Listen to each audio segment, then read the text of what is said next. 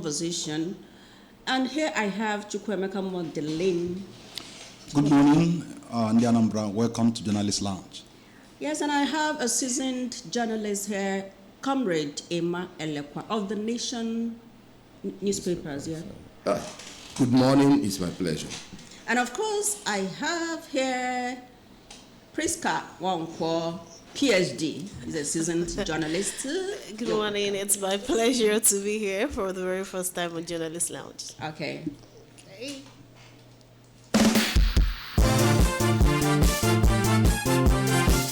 As part of efforts to inform, educate, and entertain you better, ABS proudly presents Journalist Lounge, a dynamic news and current affairs program.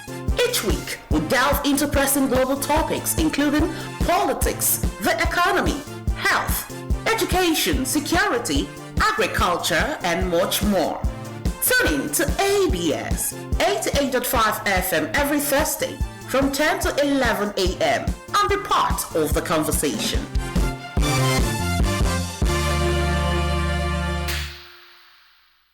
Come to our conversation. Now, let's start.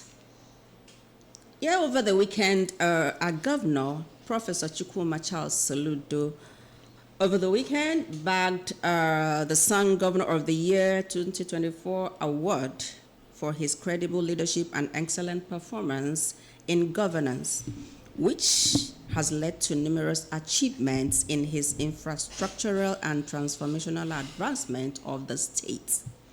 The award was presented to the governor at a well-attended event at Eco Hotel and Suites, Victoria Island, Lagos, on the 1st of March, with accolades from the organizers, top government officials, members of the Senate, and dignitaries from public and private sector, who lauded him for the numerous projects in key sectors of the economy, such as in education, health, and security.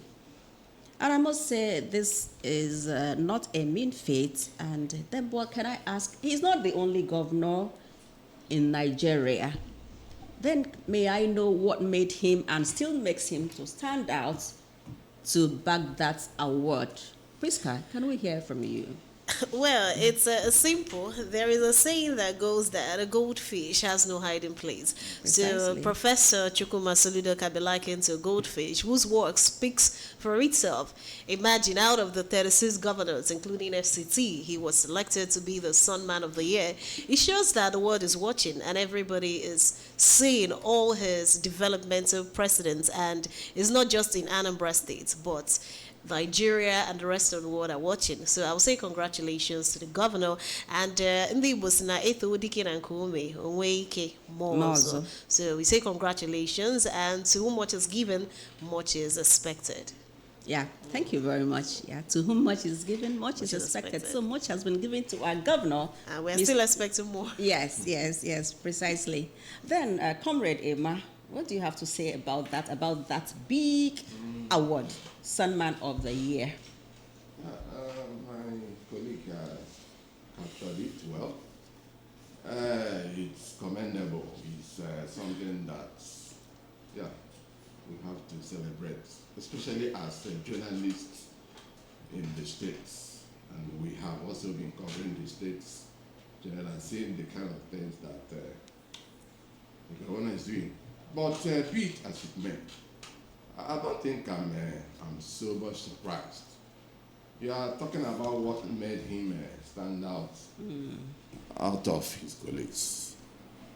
Maybe I don't know how many of his colleagues that are professors. Professorial. Giving us some professorial achievements here. Yes, and he's not just a professor, he's a professor of economics.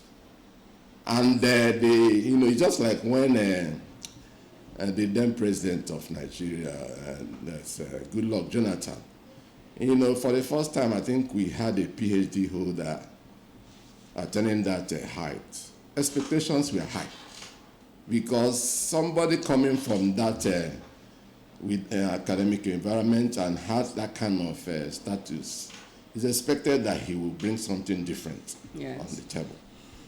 So, and there is no thing, not different from what with respect of our own Professor Chukwuma Charles Soludo. He is supposed to have brought, it's expected that he will bring his academic background and achievement to bear in terms of leadership. He also supposed to bring in the economic aspect of it. Because when you look at his pedigree, when he was a CBN governor, the kind of things he did, it's expected that it will translate even as a governor. Yeah. So if he had done something less than what he's doing, I think people will be disappointed. So far so good, and it's also good that a tabloid like Sun, one of our own, when you talk about newspaper in Nigeria, Sun picking him as the man of the year. I also recall that when he was a CBN governor, he got a similar award, and he's getting it again. Yeah. So, unlike my comrade said, giving somebody an award should ordinarily spur him to doing more, because there is always a room for improvement. I don't think he has done something, extraordinary. Let me also say this: when the then governor, the immediate past Governor Obiano Willie was here, he was celebrated. People were calling him a last governor. I was a bit worried. I said that he's paying salaries every month. Does it make him special? Not an achievement. And he's using his pocket money to pay. It's not taxpayers' money he's using to pay. Somebody has said, don't you know that some other governors Precisely are not paid? Precisely. So for him to pay. But I also punctured that argument by saying that if as a father I pay my children's school fees, I should be celebrated, because some other parents are not paid. There are some children that are dropouts. They have fathers. So if I pay, somebody should celebrate me for paying school fees. So the same with this. So for those governors that are not paying salaries, I don't think, we should, they have their issue, they have their problem. So for a governor to do what our own governor now, Professor Charles Soludo, is doing, he should be commended, but not to, as if he has done something that because we're in Nigeria. We're in a climb where things are not working. Somebody even said it the other day that, coming to right solution, here and there, solution is here. You don't necessarily need to make noise when you are doing this thing.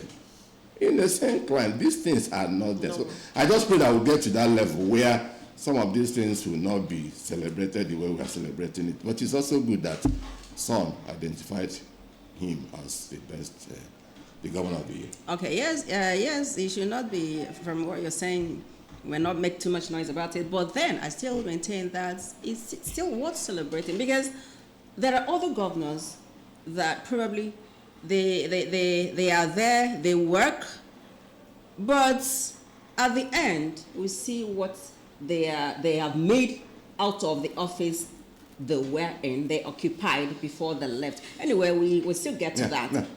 Chukwuma Kamodele, can we hear your thoughts on the Governor's Man of the Year? Thank you so much. Just like you said, Lagos thundered with applause last Sunday when our dear working governor, Professor Chukwuma Soludo, was honored by Sun Publishing Limited as best governor for the year 2024 because of his outstanding achievements in Anambra State.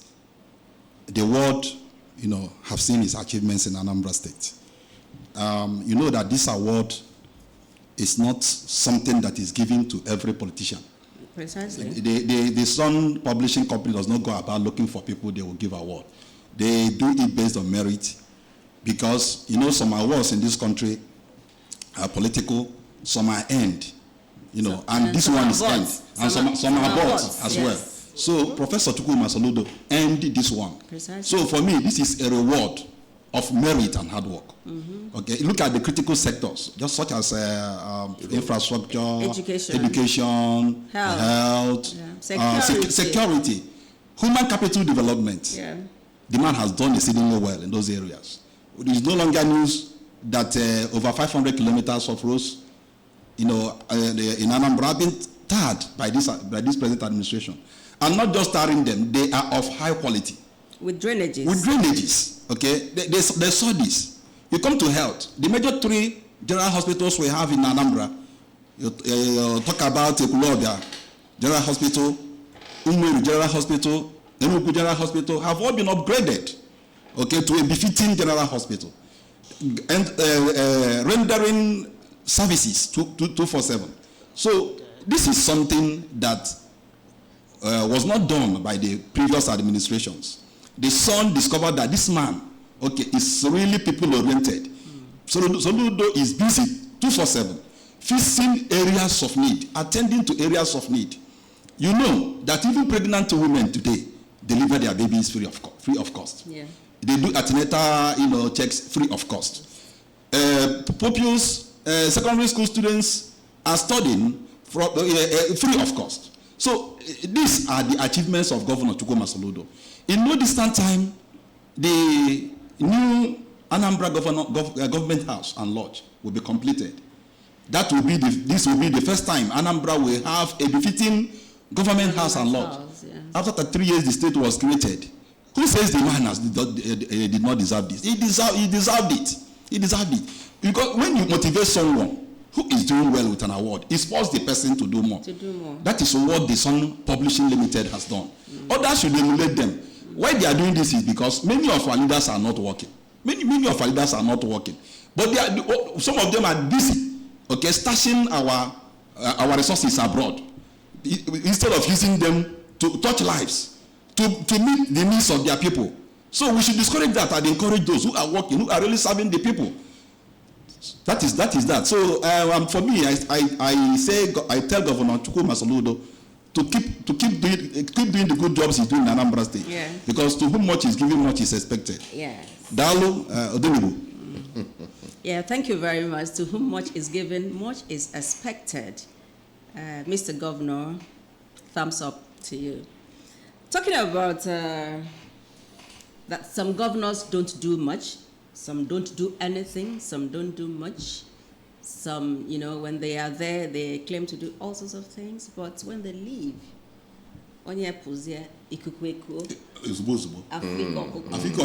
precisely. Now, recently, the operatives of the Economic and Financial Crimes Commission, EFCC, have arrested former governor of Akwa Ibom State, Emmanuel Odom, over allegations of about 700 billion naira fraud. Talking about governors that are working, governors that are people-oriented. Now, the arrest occurred on Tuesday at EFCC headquarters in Abuja, following an invitation to the former governor, for alleged money laundering, diversion of funds, and financial mismanagement. So far, we learned, however, that EFCC has not issued any official statement on that.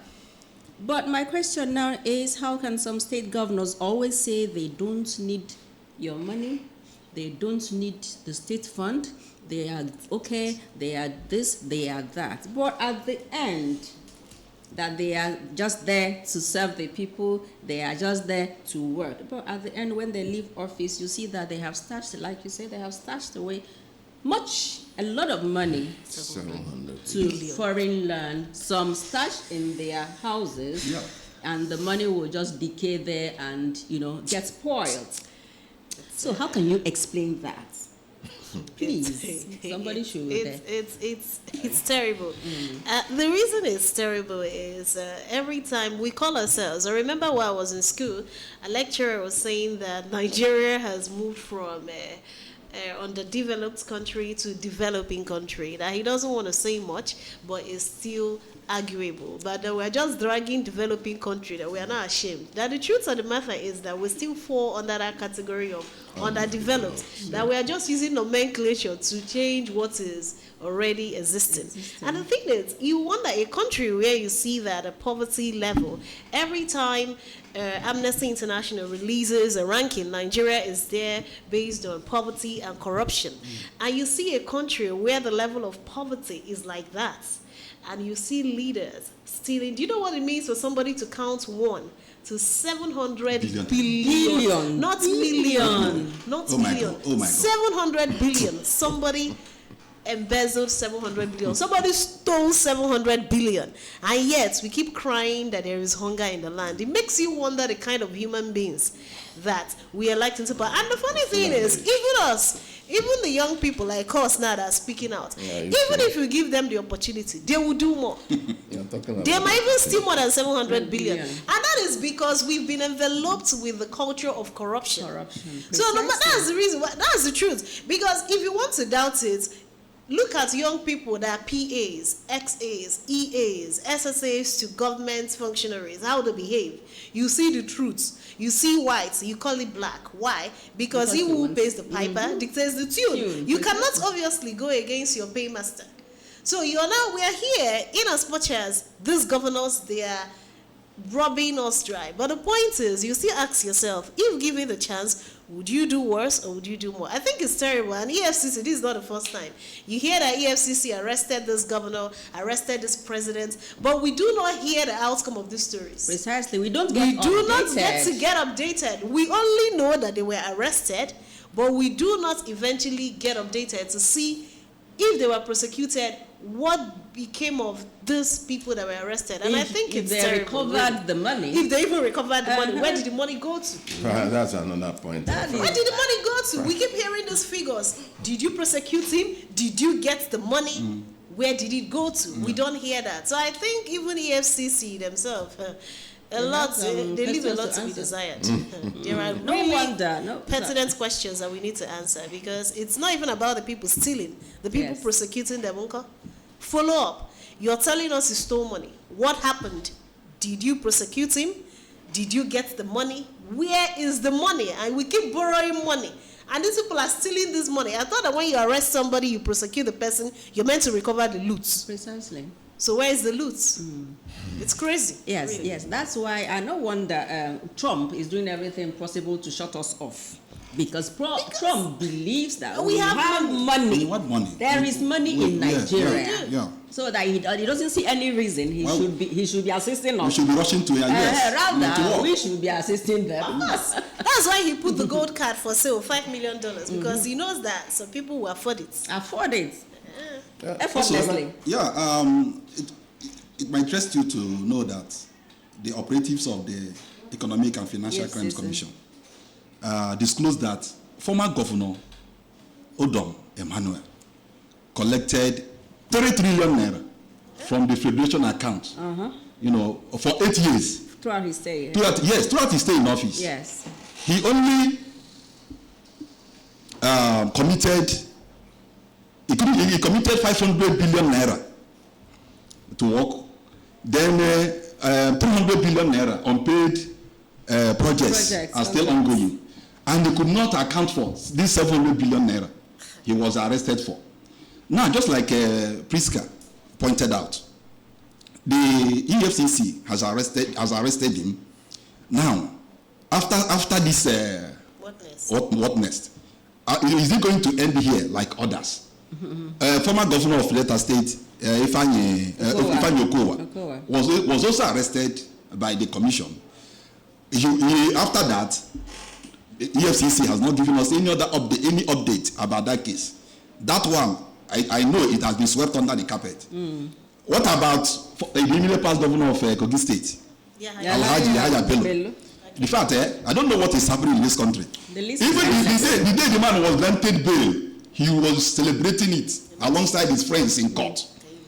It's a shame. Until date, and they disgrace democracy. We haven't gotten any updates. We've not gotten any updates. Is it just about arresting these people, collect your own share of the loot, and release them? Tomorrow, another person will do the same thing, because he knows that the only thing you will do is to arrest me. I give you part of the loot. I go my way. They're just telling Nigerians what they want to hear. And you say you're setting bail. The other day, Jude Okoye was arrested for money laundering. They set a bail of 100 million with somebody, the person that was standing as surety for him is somebody that will have a house in Lagos, and they now set a bail of 100 million. And what people were asking under the comment section is, this 100 million, where does it go to? that this bill of 100 million, Where does where does it go to? And nobody could provide any reasonable answer. response. You know why I'm keeping quiet? I was just telling my colleague here, Mecca, that this thing kind of triggers my BP. And I always want my BP to be stable. It should be stable. Because on a more serious note, the more I engage in this discussion, the more I get angry. And it's not worth it. As this conversation is going on, I'm just pondering over it. It's like we are just, it's a child's play we are in here for. There's a piece I did. I titled it, How Deterrents Are Our Deterrents. That's the way I captured it. For example, now you said that prison, correctional services, as they have corrected it, is to serve as a deterrent, right? Yes. But I was interviewing somebody. He was caught, he stole phone. And the DPO invited me to come and make a report from it. So I was talking with this boy of 17, 18 years, not up to 20 years. You can't guess what came out from his mouth. He said, Oga, he was talking to the DPO. Oga, now only 3 times I don't go prison. Now only 3 times. I said, DPO, did you hear this guy? You are about taking him to prison. He's telling you that he has been holidaying in the prison. Because the only is where I caught, it's like he wants to go again. So where else will you take that kind of person to? The same thing is with these politicians. The way they will come out from prison and they will be celebrated is what puts me off. Because the essence of prison, ex-convict, that person should be walking in shame. But it's the opposite. You and I that have not gone to prison, we are the ones that are even ashamed of ourselves. I keep on wondering why we allow this. I was going through this report, follow up. The former AGL, that's Auditor General of the state, that's Akwa Ibom. He was trying to explain away these issues, whether he slept, that's the former governor slept in the hospital, in the EFCC custody or not. That's what he was explaining. Another one, his media aide also came and said, in fact, he was trying to explain that he was not detained. No, he was not arrested, he was invited. The word invitation is what should be used, not arrest. So the way you invite me for your birthday party, the way you invite me for your wedding is the way that EFCC invites him to the office. People to, these things are trivialized to the extent that the person will still come out tomorrow and walk away and he will just... if nothing happened. Then this issue of, the loot, you talked about $700 billion. I mean, for crying out loud, if this money is recovered, it's not exciting because Abacha loot, they recover so many of them. And it will be reluted from a loot to another loot. If this thing will reflect in the lives of the average citizen, then we can be happy. But now the whole thing is, it's like scam they are doing to us. So I want to say, finally, Nigeria is also a place that a lecturer, one of my lecturers one time said, that Nigeria, the problem we had before is that officials were corrupt. But as presently now that corruption is official, I don't know whether you can see the difference. I agree with him completely. If you enter any of these offices and you don't do this kind of thing, then you have not arrived. So you must also embezzle. It's like they celebrate. How much did you embezzle? I remember those days we were much younger. We go to birthday parties or weddings, we drink Coke as competition. Because once you come home, the question is, how many bottles did you drink at the birthday? You say you drank 2. Say, me, I drank 3 now. Even when you are drinking a problem to your system, the point is that it is competition. So that's what they are doing now, politicians. They are competing on who will be more corrupt. Who will be more corrupt, exactly. And it's very, very annoying. I don't know where we are going from here. God will help us. Right, thank you very much. God will help us indeed. When we're talking about corruption, we're not just talking about our politicians up there, because that saying that goes like this, the change begins with me. With me.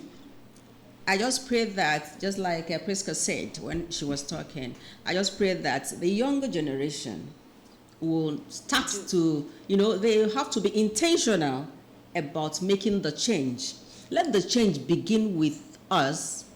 Let the change begin with you in that your little corner, in your office, where whatever position you've been given to hold, whatever level of responsibility that you've been given, let the change begin from you and begin there, so that it will now spread to other sectors, other spheres, other people, so that Nigeria can be well and be good again. If you allow me to interfere in this issue, it's another matter that needs prayers. Somebody will even ask you, how will it change during my time?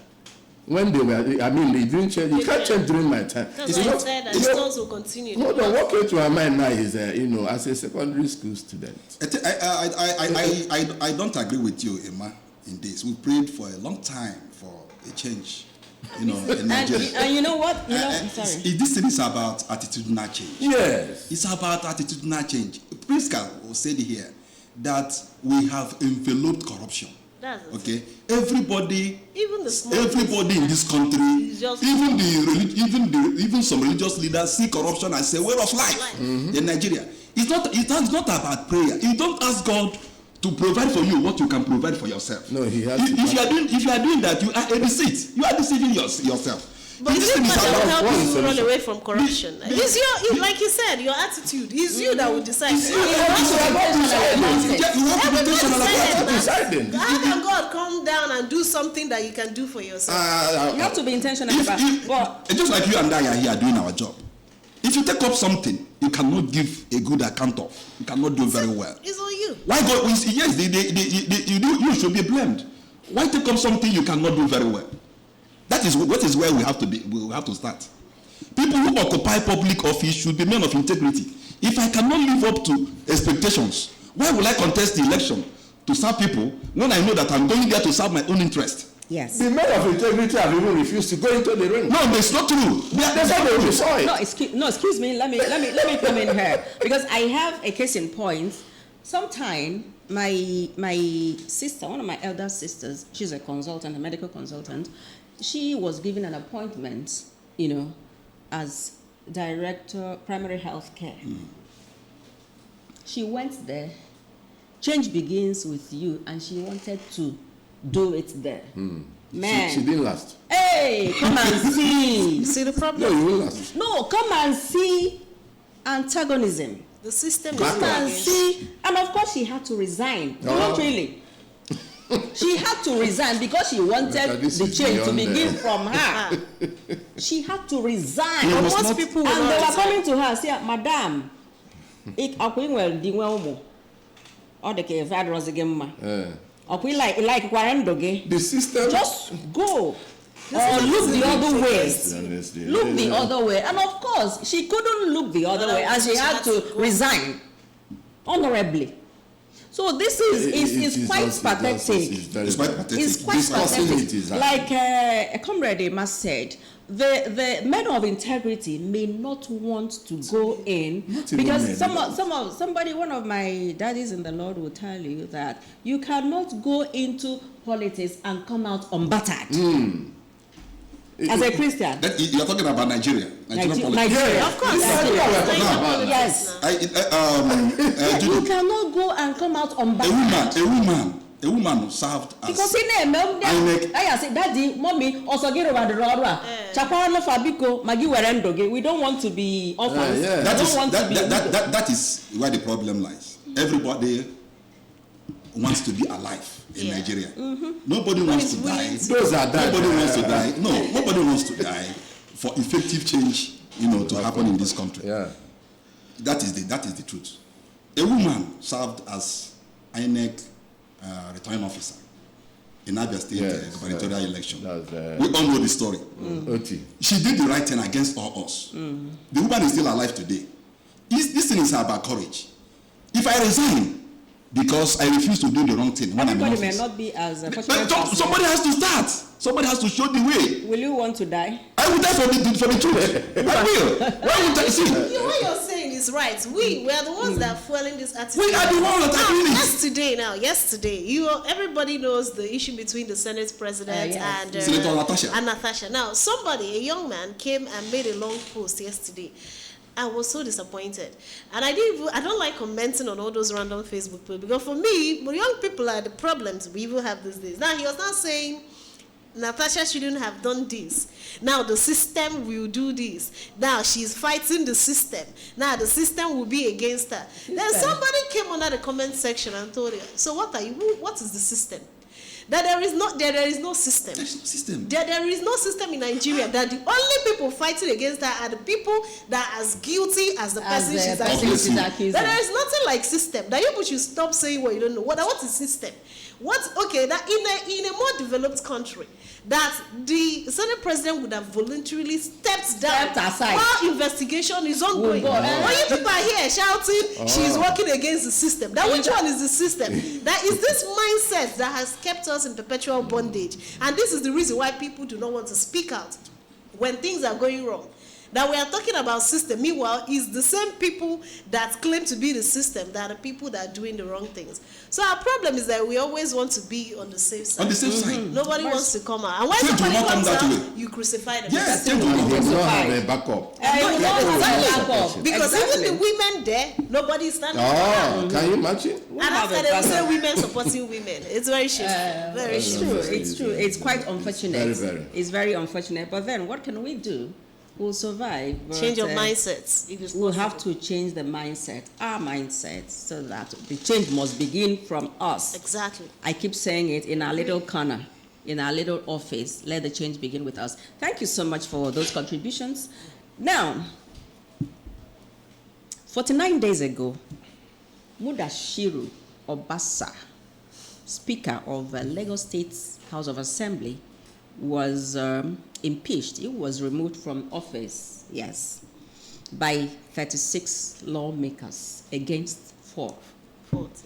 Now, a few days ago, on the 3rd of March precisely, he was reinstated as Speaker, not minding that 36 lawmakers signed his impeachment, whatever, against 4 lawmakers. And with that, Mudashiru Obasa has engineered what may go down in history as one of the most remarkable political comebacks in Lagos' political landscape. Yes, this is terrible. This is unheard of. Now, the question is, what happened? Was he removed unjustly? Was the impeachment not recognized? What could have gone wrong? Why was he actually reinstated against all odds, after being impeached by 36 out of 4? 36 over 4. Can we hear you, Chukwuma Kamodele, having been at the National State Assembly? For a while. The intrigues that play out. Yes, the lobbying and everything. It's his area. You said it. Obasa was reinstated as the Speaker of the Lagos State House of Assembly this week. Because, one, according to reports, that he was illegally removed from office. You know that Obasa was impeached while he was on holiday in the United States. And the House, Lagos State House of Assembly, was also on recess. For him, you don't shave a man's hair in his absence. So he felt he was humiliated. He was illegally removed from office. And he petitioned Lagos State House of Assembly in court. That this matter is still in court, and he has been reinstated. Report also showed that the federal government authorized his reinstatement. It's a disgrace to this is a disgrace to democracy. Mm-hmm. It's a shame to Nigeria. The international community is looking at us as unserious nation. This same man, Obasa, we discussed it here, was accused of misappropriation of public funds. Not small money, humongous amount of money. And that was why 2/3 members of the House, Lagos State Assembly, removed him from office. You are restating illegality. You just restated, the federal government just restated illegality. That is just that. They restated corruption. They restated impunity.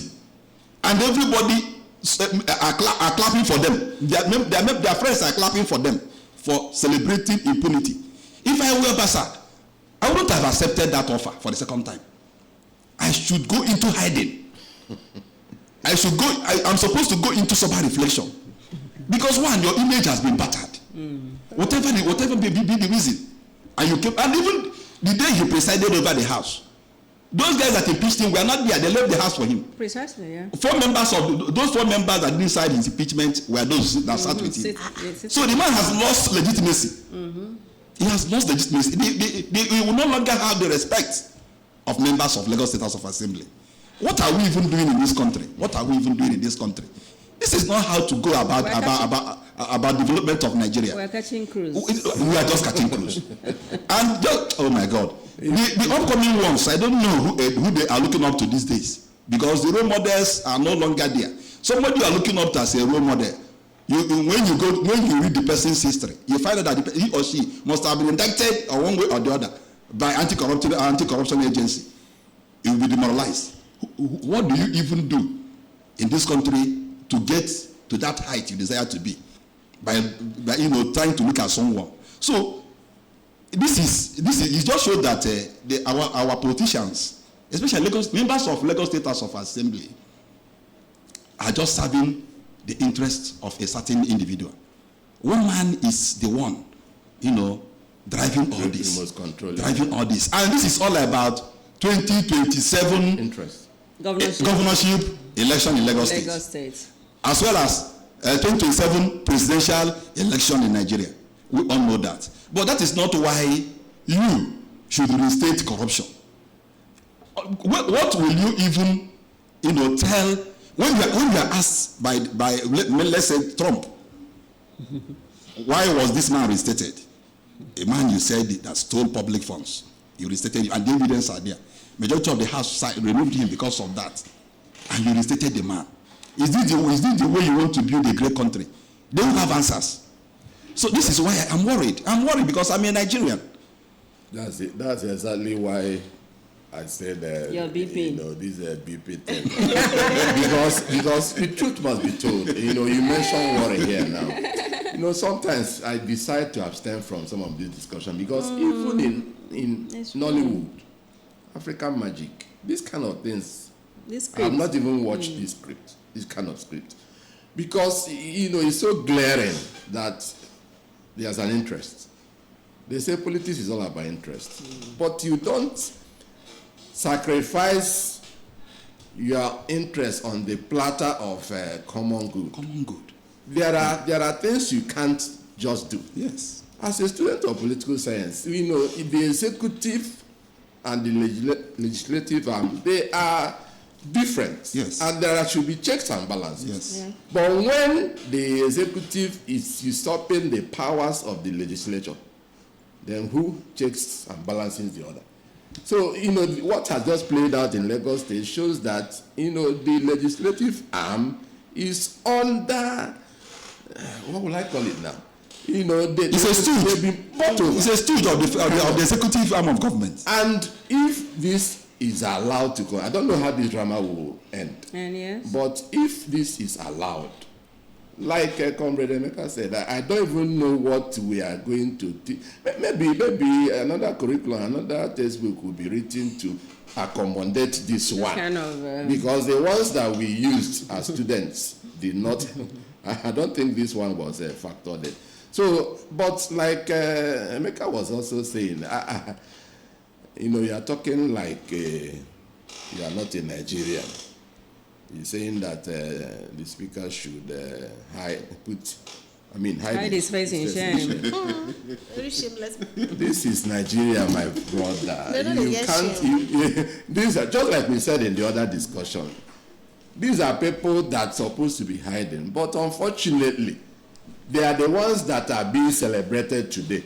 So somebody can decide to do a similar thing tomorrow because of what played out today.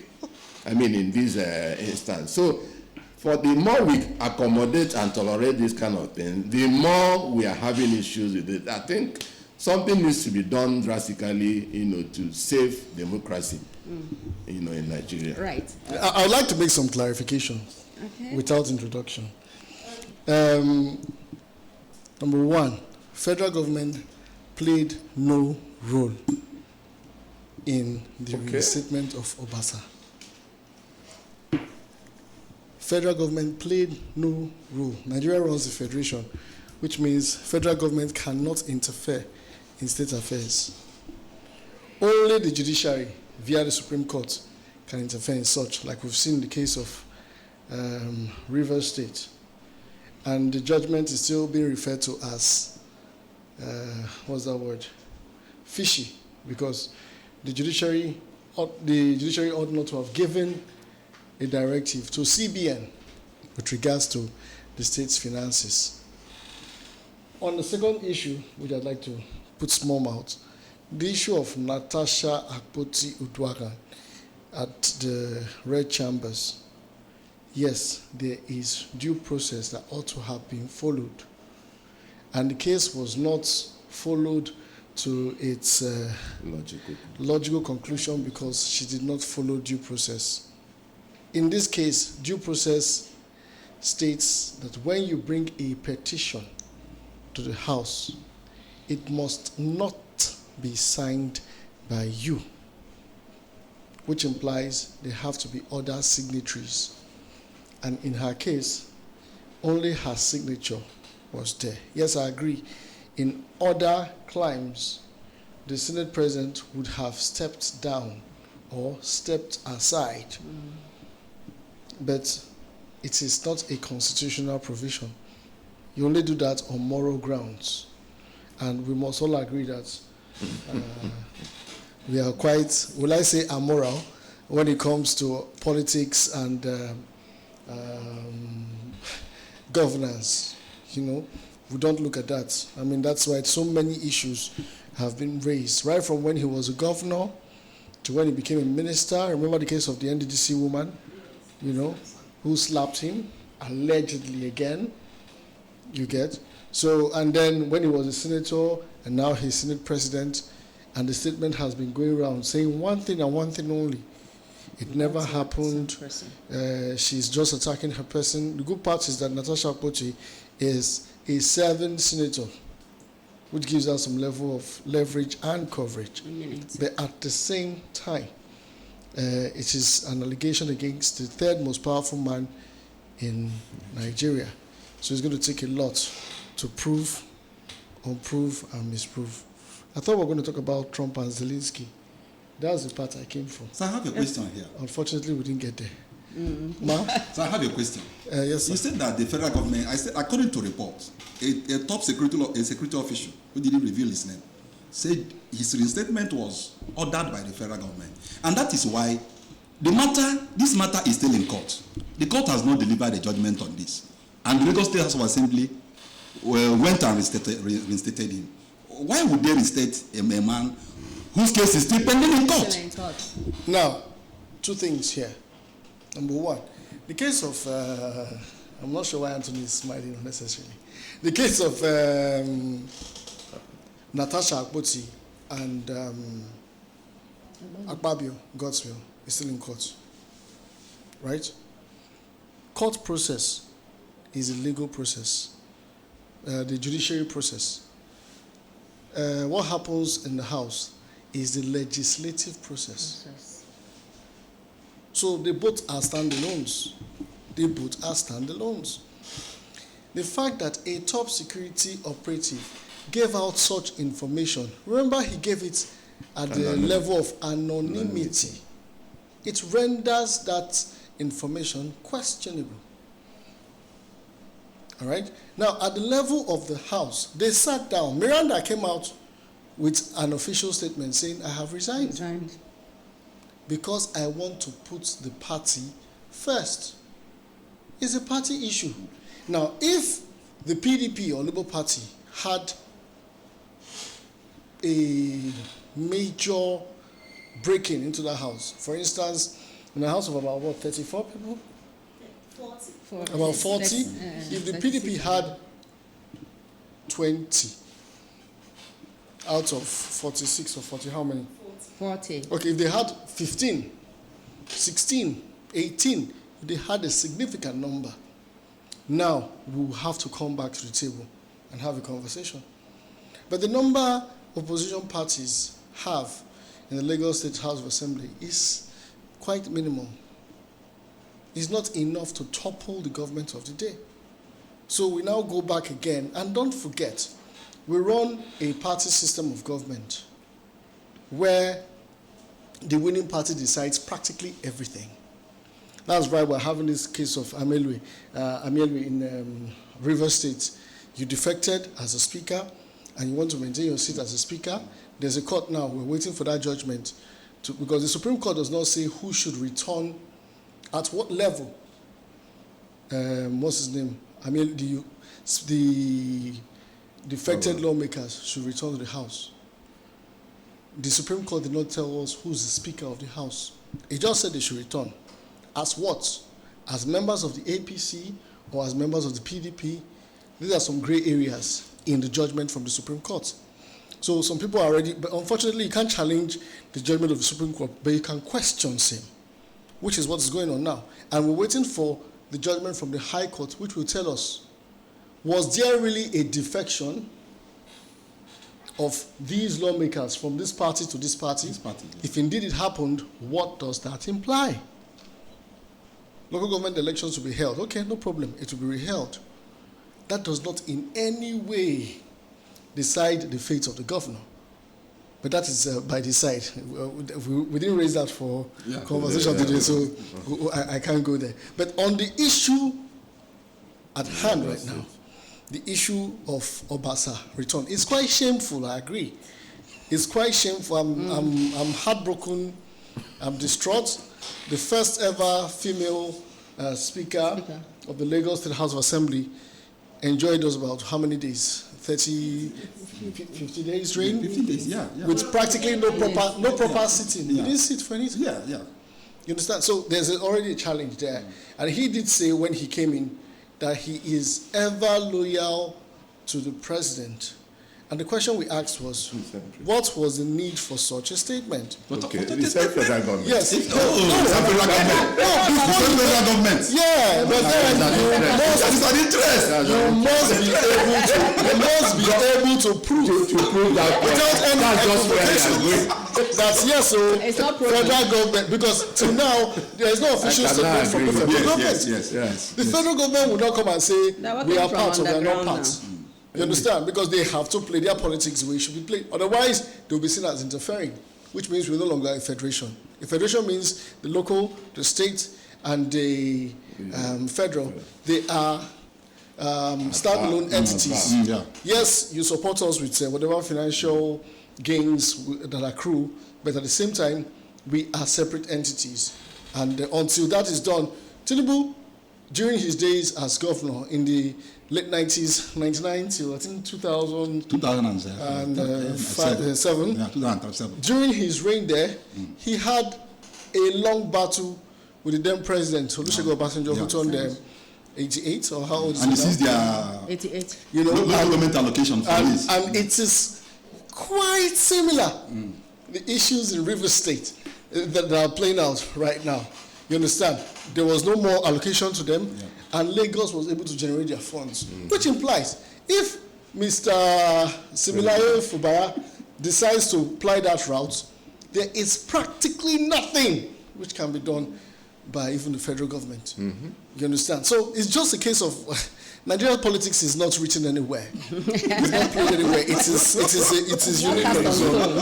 When we started playing politics in the Third Republic from '99, our senators, our rep members who were elected, went to the Congress in the United States to study their system, went to the House of Lords and House of Commons in the UK to study their system, and the only thing they came back with was a salary increase from all these other people. And what those people didn't have is what we imputed.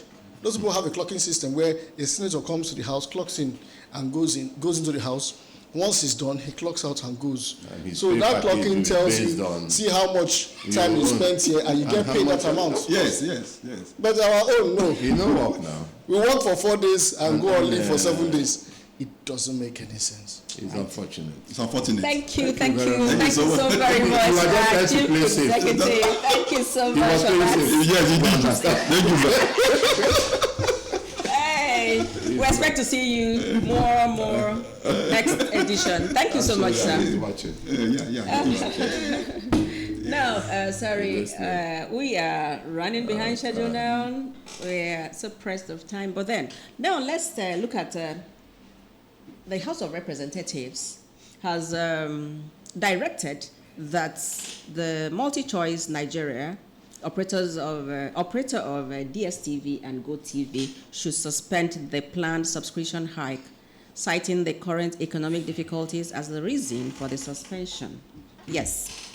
MultiChoice had announced, so we should recall, that 1st of March, it should be the effective date for implementation of the subscription increase. Now, what do we have any alternative? A lot of people are saying that we should go away from local television. They are arguing that we should go away from that and we should move ahead to digital television like Netflix, YouTube and everything, But at the same time, if we move to Netflix and YouTube and everything, we still need data. We still need data. We still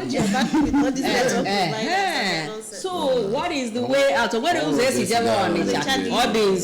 all? So what do the we way out do? is that we should do what these people are doing. After MultiChoice, I believe it's South Africa that owns it, South right? Africa. So these people developed their own network and they brought it to us. Why can't we do the same? Develop ours. It's simple because you keep depending on them, they keep hiking all these tariffs, and you will still shout, you power, but you don't have any choice because you still need it. So you will still go back and you will use it. So the best thing is we should just do these things as people are doing for themselves. We should also do it for ourselves. We have the technology and everything, but it's just that the people that are leading us will not. The corruption may not The corruption allow will us not allow. to If do you start it. to, you see somebody that will spend all the money, embezzle all the money that is meant for the project. So that's our problem. So Yeah. we should look inwards and develop our own technology. Okay. I could have agreed with you, ma'am, but as you are just talking, do you know that something is applicable in network, that's MTN, Glo, Telecoms. Do you know my first network was Glo? And Glo is indigenous, right? Yeah, Glo is indigenous. But do you know that as we speak now, my Glo is not working? You don't have data, do you? You don't have No, Oh, get you this don't have clear. data. I'm going somewhere. Okay. The services they are giving cannot be compared So what with these other other MTN. people are doing? And you can't explain this. My phone was stolen, and it's a two SIM in one, MTN and Glo. I have welcomed back MTN automatically. Glo refused to welcome me back for obvious reasons. I went there 2 or 3 times. They kept on telling me stories. So I decided to maintain MTN. In fact, if you're a secretary of any organization, once they're writing numbers, you keep seeing MTN, you come and see one Glo. I say, for crying out loud, what is wrong with us? That's why I'm saying I could have supported you, but these things you will know. So We what is keep that to on the fact that we're still patronizing the.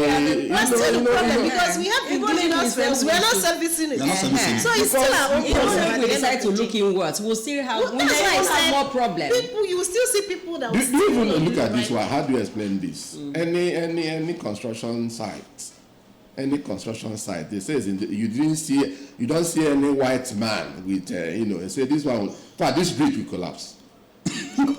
They just bring one Indian like that and place him there. And once you see that white man, have confidence. So this one. That's what we're used to doing. We are talking about aircraft. You say they're about Africa is about To launch a will you enter that? Like I know you will not. So what are we talking It still revolves around the same revolves thing. around us because Well, we're doing we're Let's saying leave this matter. doing the wrong thing, We're doing the wrong corruption thing. everywhere. Everywhere.